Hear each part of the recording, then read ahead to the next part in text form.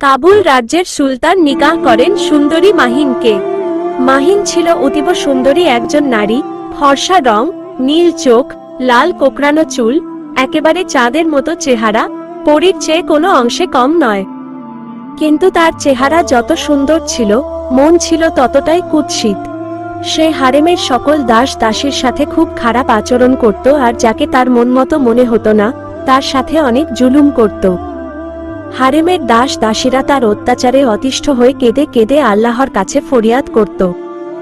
সুলতান মাহিনকে অনেক ভালোবাসতেন, তাই মাহিন ছিল তার একমাত্র বেগম। মাহিনকে ছাড়া সুলতান কখনো অন্য কাউকে আর নিকাহ করেননি। কিন্তু মাহিন তাকে উপর উপর ভালোবাসা দেখালেও মনে মনে একদমই পাত্তা দিত না। সে সব সময় নিজের শরীর চর্চা, পোশাক, গয়না এইসব নিয়েই মেতে থাকত। সুলতানের বাইরে মাহিনের একজন পরকীয়া প্রেমিকও ছিল। সে ছিল মাহিনের একজন খাস গোলাম, যাকে মাহিন অনেক স্বর্ণমুদ্রা দিয়ে সিরিয়া থেকে খরিদ করেছিল। একবার সুলতান বাইরে রাজ্য জয় করতে 1 বছরের জন্য রাজ্যের বাইরে গেলেন। এই সময় সুলতানা মাহিন আমোদ প্রমোদে মেতে উঠল। সে প্রতি রাতে অনেক স্বর্ণমুদ্রা দিয়ে নতুন নতুন গোলাম নিয়ে এসে সুলতানের অগোচরে পরকীয়ায় লিপ্ত হতো। তার খাস দাস দাসীরা ব্যাপারটা পরিচালনা করত। হারেমের কেউ তাদের বিরুদ্ধে ভয়ে মুখ খুলত না। এক রাতে সুলতানা মাহিন তার খাস দাস দাসী আর তার সেই পুরাতন খাস গোলাম পরকীয়া প্রেমিককে নিয়ে অভিসারে বের হল। এক সুন্দর মরুভূমির বুকে তার তাঁবু ফেলল।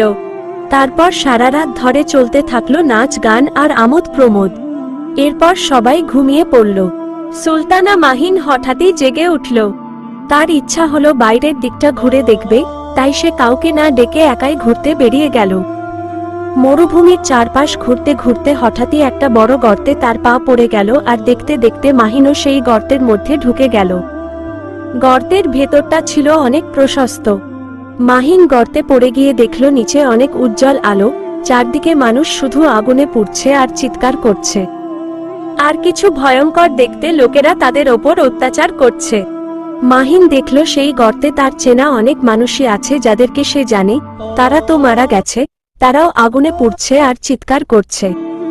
চামড়া একবার পুড়ে যাচ্ছে, আবার নতুন চামড়া গজাচ্ছে।